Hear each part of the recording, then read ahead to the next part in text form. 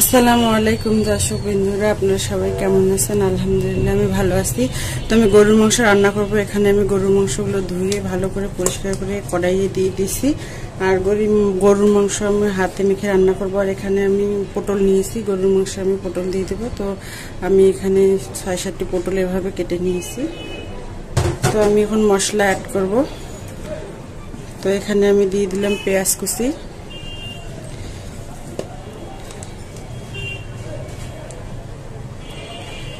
রসুন বাটা ১ চামচ, আদা বাটা ১ চামচ, হলুদ গুঁড়ো, শুকনো মরিচের গুঁড়ো পরিমাণে একটু বেশি দিয়ে দিলাম, ধনিয়া গুঁড়ো, জিরা গুঁড়ো, স্বাদ মতো লবণ,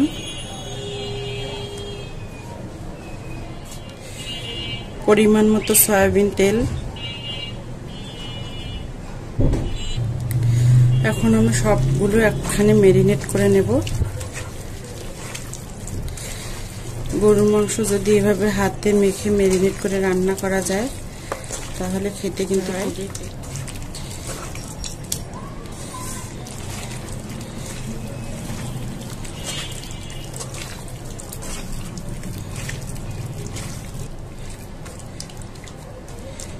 তো মাখানো হয়ে গেছে। এখন আমি দিয়ে দেব পানি।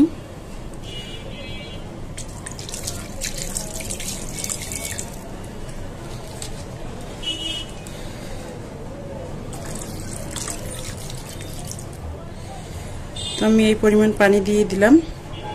এই পানিতে মাংসগুলো ভালোভাবে সিদ্ধ হবে।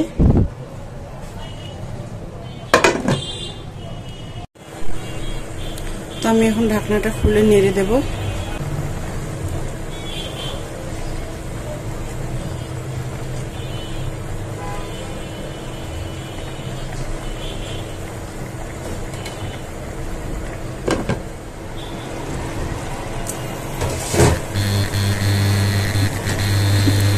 তো এই দেখুন বন্ধুরা, পানি কমিয়ে এসেছে। এখন আমি পটলগুলো দিয়ে দেব।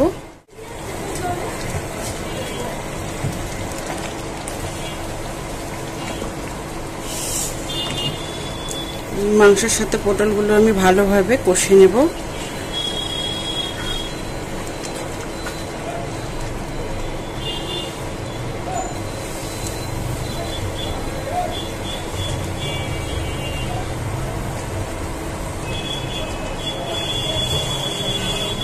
আমি ঢেকে দেব।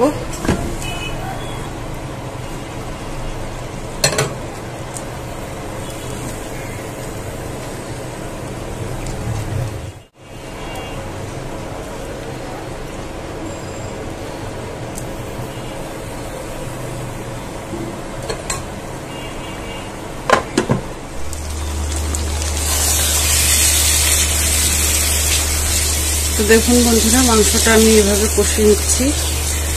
পটলগুলো কিন্তু দেখুন সিদ্ধ হয়ে গেছে।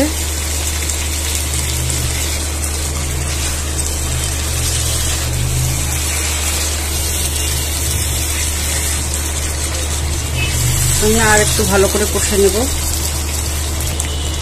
তো দেখুন বন্ধুরা, উপর দিয়ে তেল কিন্তু ছেড়ে দিয়েছে।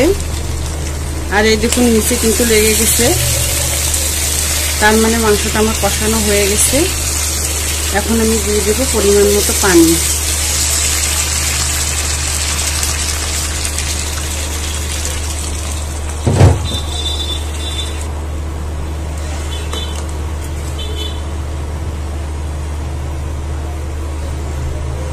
আমি গরুর মাংসটা ঝোল করব, সেজন্য আমি একটু পানি দিয়েছি বেশি করে। এখন আমি ঢেকে দেব।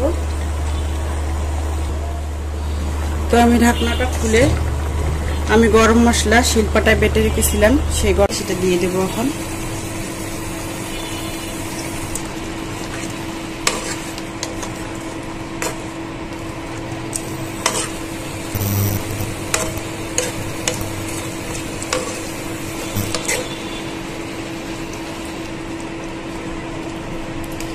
তো রান্নাটা এখন আমার হয়ে গেছে,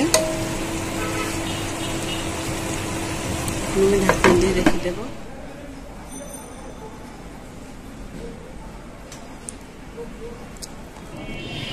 তো এই দেখুন বন্ধুরা, গরুর মাংস রান্না করলাম পটল দিয়ে, আপনারাও এভাবে ট্রাই করতে পারেন।